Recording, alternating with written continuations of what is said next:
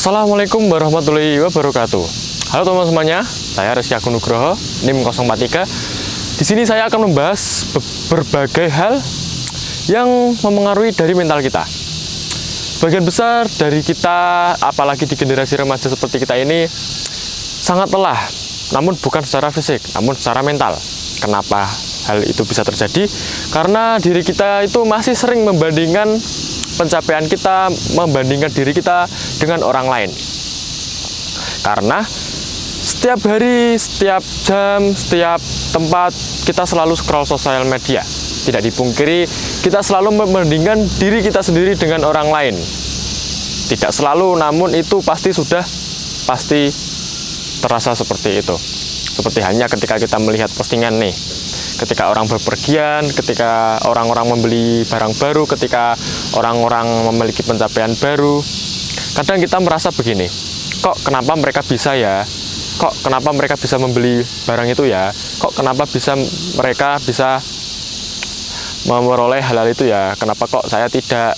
Nah, mungkin banyak yang teman-teman tidak sadari akan hal itu. Nah, di sini kita akan membahas berbagai hal ya yang memengaruhi hal itu dan bagaimana cara kita untuk menangani agar tidak selalu merasa tertinggal, tidak selalu merasa iri dengan pencapaian orang lain. Nah, teman-teman semuanya, di dalam agama Islam ada yang namanya tasawuf. Apalagi itu sangat erat dengan kita, dengan mahasiswa muslim di UIN Salatiga. Nah, dalam tasawuf ini kita itu diajarkan untuk mengenali diri sendiri. Bagaimana cara kita mengenal emosi, mengenal masalah yang ada di diri kita, cara menangani emosi yang seperti ini itu bagaimana, yang seperti ini itu bagaimana, dengan cara penyelesaiannya masing-masing. Nah, untuk menyelesaikan hal tersebut kita harus paham bagaimana masalah ini terjadi, masalah ini awalnya terjadi bagaimana, dan solusinya itu harus bagaimana. Dengan contoh, ketika kita melihat postingan di sosial media nih, misal ada orang yang membeli barang baru, kita melihatnya seperti, wah, orang ini kok kayak pamer, padahal dia itu menunjukkanlah bahwa diri dia itu bisa membelinya. Kan kita tidak tahu kalau barang ini tuh hasil kerja keras dia, mungkin menabung selama beberapa tahun, kan kita tidak tahu. Kecuali ketika kita melihat dari sisi keirian kita, ke sisi kedengkian kita. Seperti, alah ini pasti orang tuanya kaya, alah ini pasti dibelikan orang tuanya.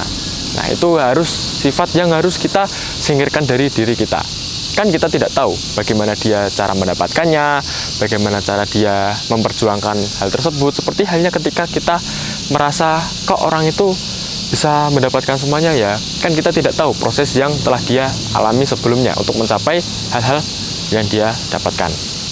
Nah, satu lagi, apalagi di era sekarang itu banyak teman-teman semuanya yang mungkin merasa dalam tanda kutip FOMO atau takut tertinggalan tren. Misalnya ketika kita di kampus saja nih, contoh kecil, ketika ada sepatu yang baru tren sekarang, terus teman-teman tuh merasa kayak, wah, aku harus beli sekarang nih, padahal sepatu yang teman-teman kenakan itu masih bagus atau bahkan masih teman-teman beli.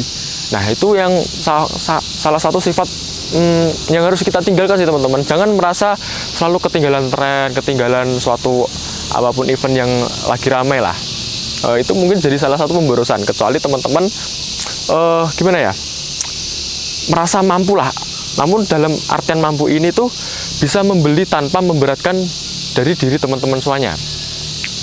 Apalagi di tren sekarang itu banyak mahasiswa yang pengen memiliki iPhone, bisa saja dibilang seperti itu. Nih, barang seperti ini tuh gimana ya teman-teman?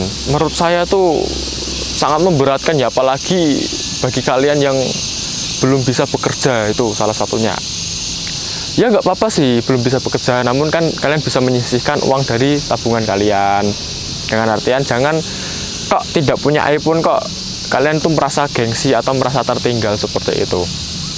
Misalnya di tongkrongan kalian nih, kok pada iPhone, saya Android, itu harus bangga teman-teman. Kalian itu malah pembeda loh di antara yang lain loh.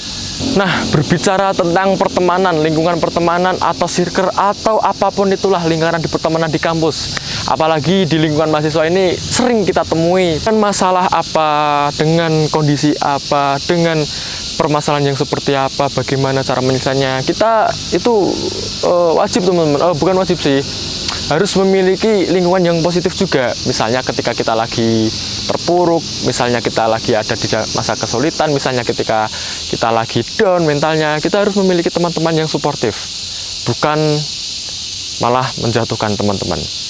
Kita harus berada di lingkungan positif itu tadi.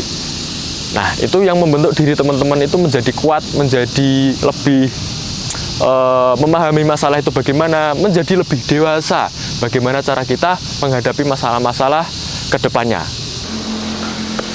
Itu saja teman-teman yang bisa saya sampaikan pada video kali ini. Mohon maaf jika ada salah kata atau ucapan yang mungkin kurang kebenarannya.